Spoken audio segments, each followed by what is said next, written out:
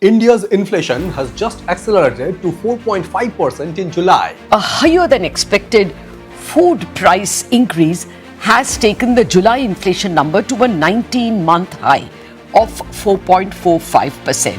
Food inflation for July has come in at 5.52%. The CNBC TV 18 poll said 5%, and the June inflation, food inflation, as you can see, is 5.32. So that seems to be the one that has taken the overall inflation to 4.45. That may sound like a small number, but here's what makes it important. Food inflation is already at 5.5%. Some everyday commodities are seeing double-digit price increases, and economists are warning inflation could cross 5% in the coming months. So could India's next big economic story be higher interest rates? And what does this mean for businesses, consumers, and investors?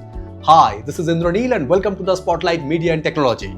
Today, we are decoding India's latest inflation numbers and looking beyond the headline through an ESG, business, and economic resilience perspective.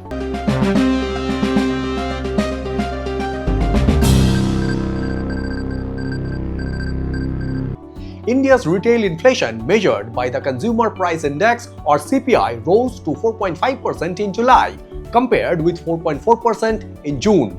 That is significant because the Reserve Bank of India's medium-term inflation target is 4% with a tolerance band of 2% to 6%. So India remains within the RBI's tolerance range, but inflation is still above the central target. July's 4.5% reading was also the highest since the revised CPI series, with 2024 as the base year was introduced in January. And the pressure isn't evenly distributed. Food inflation increased to 5.5% in July from 5.3% in June. Rural food inflation was even higher at 5.8% compared with 5.1% in urban India. Overall rural inflation came in at 4.8% while urban inflation was 4%. That rural-urban gap matters because food and essential commodities have a much more immediate impact on household purchasing power. So what's pushing prices higher? Economists are pointing to several factors. First, food prices. Uneven monsoon rainfall can affect agricultural output and supply chains. Second, global commodity prices. Rising global cereals and vegetable oil prices can eventually feed into domestic food prices. Third, input cost. When fuel, logistics, energy, or raw material costs increase, businesses can eventually pass part of those costs to consumers. And fourth, geopolitical risk. The ongoing instability in West Asia is particularly important because energy markets are globally interconnected. India imports a substantial portion of its crude oil requirements, so geopolitical disruptions can affect fuel, transportation, logistics, and eventually the prices of goods and services. That is why inflation isn't simply a food story. It can become a cost of doing business story. According to India Ratings and Research, higher prices in food, housing, utilities, and gas and transport were important contributors. Together, these categories account for more than 63% of the CPI index. And some consumption categories are showing particularly strong inflation. Personal care, social protection, and miscellaneous goods and services recorded inflation of 14.8%. Restaurant and accommodation services were up by 7.7%. Food and beverages increased 5.2%. Transport rose 4.4%, and pan, tobacco, and intoxicants recorded 4.8% inflation.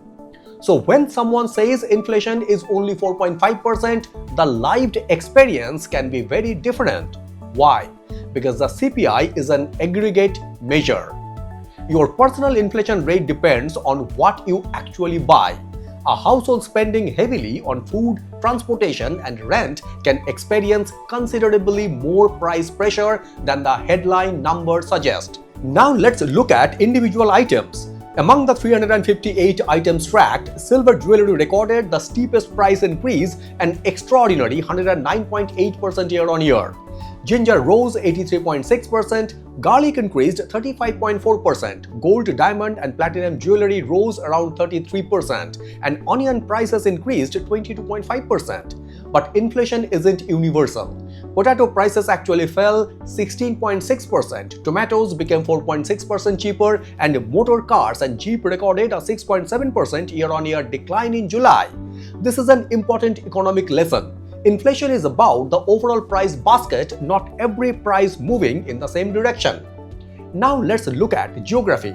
Telangana recorded the highest state-level inflation at 6.3%, Andhra Pradesh followed at 5.7%, Tamil Nadu recorded 5.4%, Madhya Pradesh and Karnataka were both around 4.9%. Why are some states experiencing higher inflation? Economists point towards factors including demand conditions, logistic cost, and local levies. And this is where the story becomes particularly relevant from the ESG perspective. Because economic resilience isn't created only at the national level.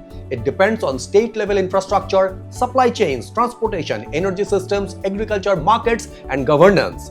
If logistics costs are high, businesses pay more. If infrastructure is inefficient, supply chains become more expensive. If energy prices rise, production cost can increase, and eventually some of that pressure reaches consumers. Now comes the biggest question: what will the RBI do? The Monetary Policy Committee kept the policy rate unchanged at 5.25% in August. But economists are increasingly watching the next few inflation prints. Some expect inflation to move above 5% in the coming months. ICRA expects inflation to reach 4.7% in August and cross 5% in September, partly as a favorable base effect fades. India Ratings expects inflation around 4.5% in August. ICRA expects average inflation of around 5% for financial year 27, broadly in line with the RBI panel's forecast. Bank of Baroda has projected an even higher average of 5.2%. So, does that automatically mean an interest rate hike? No. The RBI will look at the persistence and breadth of inflation, not just 1 or 2 monthly numbers. But if inflation becomes more generalized and persistent, economists see the possibility of a rate hike later in 2026. One economist specifically pointed to December 2026 as a possible point to watch. For businesses, higher inflation can create a difficult balancing act. Input costs rise, wages may come under pressure, logistics become more expensive, consumers become more price sensitive, and if interest rates eventually rise, the cost of borrowing can increase. That can affect capital expenditure, expansion plans, working capital, and investment decisions. For consumers, higher inflation means declining purchasing power. For investors, it can influence valuations, bond yield, interest rate expectations, and sector performance. And for policymakers, the challenge is even harder. Control inflation without unnecessarily damaging economic growth. And this is where we at the Spotlight Media and Technology believe the conversation needs to go deeper. Inflation is not traditionally discussed as an ESG issue. But look at the connections: environmental, extreme weather, monsoon variability, and climate-related disruptions can affect food supply and commodity prices. Social, higher food and essential service prices disproportionately affect lower-income households because a large share of their income goes towards necessities. Governance, policy stability, infrastructure quality, supply chain efficiency, energy security, and effective regulation can influence how resilient an economy is to inflationary shocks. This is why ESG cannot simply mean carbon emissions and sustainability reports. ESG is increasingly about economic resilience. Can businesses withstand commodity shocks? Can supply chains absorb geopolitical disruptions? Can governments maintain predictable policy environments? And can companies protect stakeholders while maintaining financial sustainability? These are governance and resilience questions. So, should India be worried about 4.5% inflation? Not panic, but definitely pay attention. The number itself isn't catastrophic. The bigger concern is persistence. Food inflation is rising. Global commodity risks remain. Geopolitical tensions can create energy shocks. and the monsoon remains crucial.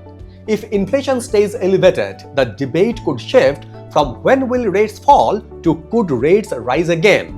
And that matters for every business, every investors, and every household. Because inflation isn't just a number on an economic dashboard. It determines what people can afford, what businesses can invest, and how resilient an economy really is. If you are navigating inflation, ESG risk, and economic uncertainty at your organization, we help companies with ESG strategy and communication. Link in the description. This is the Spotlight Beyond Profession, decoding business, governance, and sustainability beyond the headlines. Thank you very much for watching and signing it off.